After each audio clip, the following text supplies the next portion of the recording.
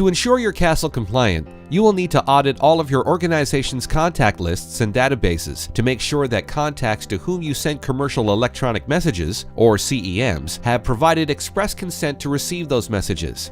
This means that during the opt-in process, they must have actively requested to receive CEMs from you.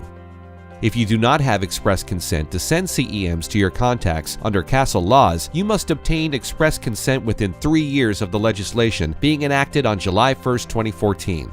By July 1, 2017, you must have express consent from all of your contacts to send CEMs. If you don't have this consent, you must cease communication. We recommend getting started right away to ensure you are following best practices and establish yourself as a leader in the space and company that cares about anti-spam controls.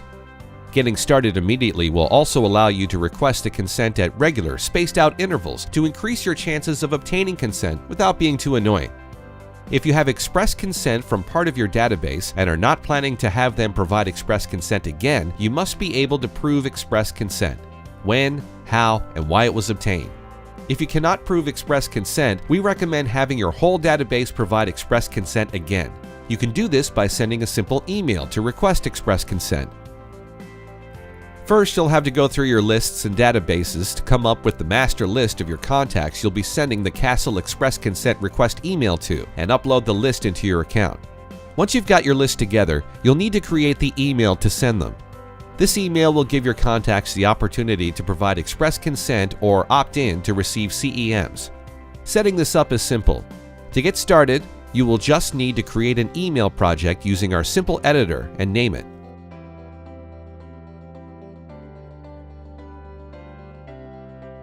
We have created a CASL template for you, so you will just have to select it from the template gallery before moving on to the design stage of the workflow. The CASL email template should be the first option available in the gallery. It is green and labeled CASL Consent Request. When you've opened the email in the editor, you can add your own logos, change the color and the styling of the email, and edit the text. You will notice there is a button in the email that's linked to this URL: %, re-opt-in, %. When recipients of the email click this button, the proof of their express consent will be timestamped and saved in our system for your records. You can change the colors, sizing, and style of the button, and even edit the text, but ensure that the URL remains the same. When the recipients of this email click the button, we will save the express consent information on a list field called Email Opt-in, so you will be able to tell who has and who has not provided express consent or opted in to receive CEMs whenever you go to send a message. Once you're happy with your email, complete the rest of the workflow and send the email to the list you have created at the time that works best for your organization. For additional support, feel free to contact our support team.